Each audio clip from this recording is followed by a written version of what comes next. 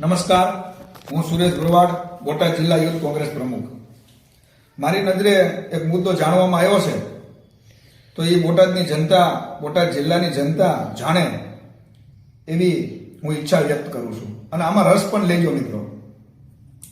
બોટાદ જિલ્લાનું રાણપુર તાલુકો અને રાણપુર તાલુકાનું ગામ ચંદરવા, જે અહીંયા 2 થી 3 વર્ષ પહેલા જે સોલાર કંપનીનો મોટો પ્લાન્ટ આવ્યો છે, 400 થી 500 વીઘામાં મારે જાણવામાં આવ્યું છે, 400 થી 500 વીઘામાં સોલાર પ્લાન્ટ બનાવ્યો છે.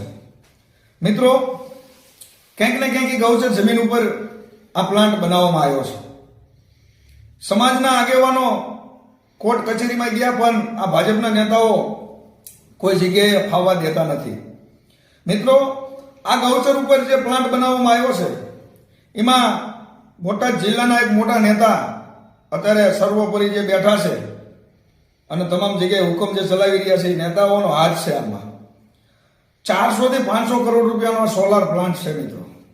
હવે તમે વિચાર લેજો, 400-500 કરોડ રૂપિયાનો સોલાર પ્લાન્ટ નખાણો હોય અને એમાં ગૌચર જમીન જો અપાણી હોય, તો તમે સમજી લેજો કે એટલા ટેબલેથી કેટલા રૂપિયાનું કૌભાંડ થયું છે.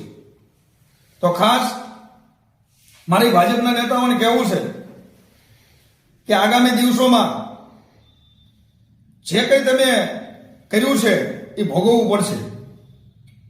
અને હવે આ મારી પાસે નકલ છે ચંદરવા ગામની, 600 વીઘાની આજુબાજુ ગૌચર જમીન છે. ગૌચર જમીન અમારી ક્યાં છે ને એ હવે સરકારને સ્પષ્ટ કરવું પડશે. કારણ કે કોર્ટ કચેરીમાં જાય, ભાજપના મોટા નેતાઓ હોય તો અહીંયા એમના ધારાસભ્યનું નથી હાલતું ને એમના મંત્રીઓનું નથી હાલતું, એમના પ્રમુખોનું જ હાલે છે.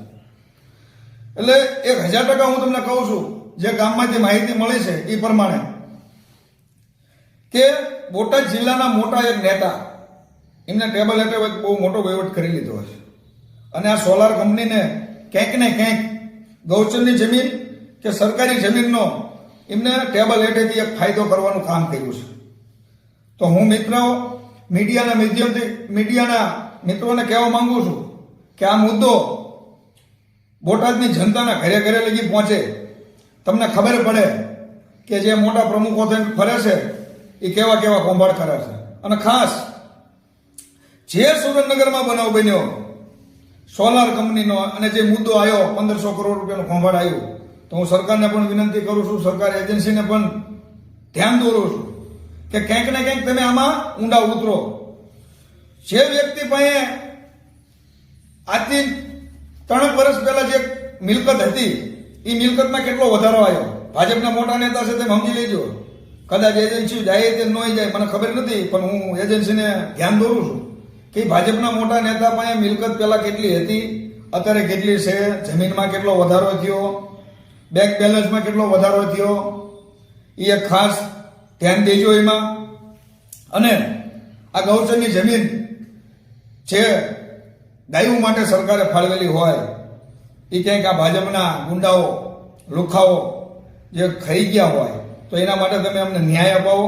અને ખાસ ભાજપના નેતાને કહેવા માંગુ છું કે જો આમાં તમે ક્યાંય પણ હશો, અમને આશંકા છે, તો એમાં ક્યાંય પણ અમારે કાચું કાપવાનું નથી, એ તમે ધ્યાન રાખજો.